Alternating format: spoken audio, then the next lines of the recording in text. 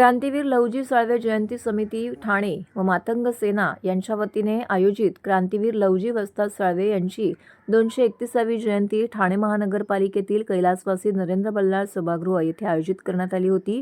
या कार्यक्रमास अनेक मान्यवरांची उपस्थिती लाभली।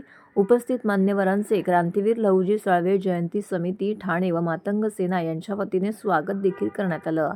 हा कार्यक्रम यशस्वी करण्याकरिता याचं आयोजन बहुजन नेते रमेश सन्मुखराव, जगदीश सोनटक्के, शिवसेना नेते संजय मिरगुडे, युवा नेते ज्ञानेश्वर राजपंके, संघटक शिवसेनेचे राजेश विराळे, युवा नेते बालाजी सन्मुखराव, ज्येष्ठ कार्यकर्ते धनराज शिंदे या व्याख्यानाच्या माध्यमातून क्रांतीवीर लहुजी साळवे यांचा जीवन प्रवास उलगडण्यात आला। त्याचबरोबर त्यांचे विचार या ठिकाणी लोकांपर्यंत पोहोचवण्याचा प्रयत्न देखील या व्याख्यानाच्या माध्यमातून करण्यात आला।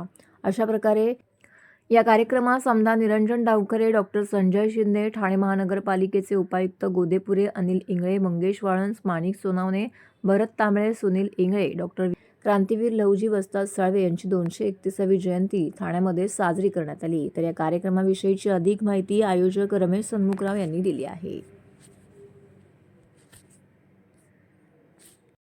आज आद्य क्रांतिगुरू लहुजी साळवे यांच्या जयंतीचा कार्यक्रम ठेवला आणि त्या कार्यक्रमानिमित्त लहुजी साळवे यांच्या जीवनावर व्याख्यान ठेवले आणि व्याख्यानकर्ते आहेत, शिंदे साहेब आहेत, परत सोनवणे साहेब आहेत आणि मान्यवर आणि सर्व समाज बांधव हे सर्व उपस्थित यांच्या माध्यमातून जयंतीचा कार्यक्रम हा उत्सव साजरा करतो।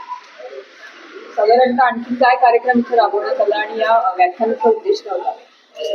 व्याख्यान ही लहुजी साळवे ही ब्रिटिशांच्या विरोधात बंड करून सशस्त्र क्रांतिकार घडवले त्यांनी।